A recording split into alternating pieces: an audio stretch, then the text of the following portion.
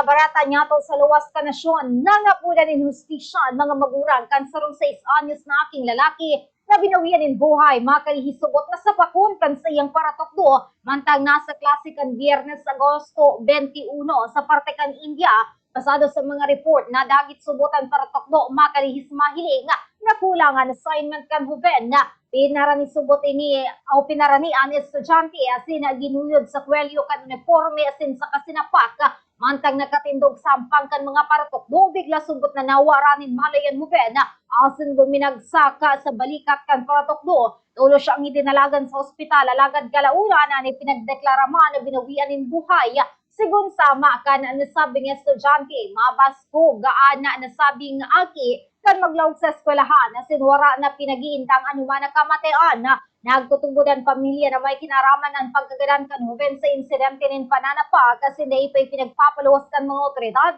ang eksaktong kausa kan sa iyang pagkakadan na naiman tulos na kuha kan pamilya ang hawak kan Huven huli sa pinagsasairaro mini sa investigasyon na padagos mangunyan na pinagsasagibo ng investigasyon kan mga otoridad sa insidente kabali ang mga pangyayari antas asin makalihis sa mauaranin malaya na sabing estudyante.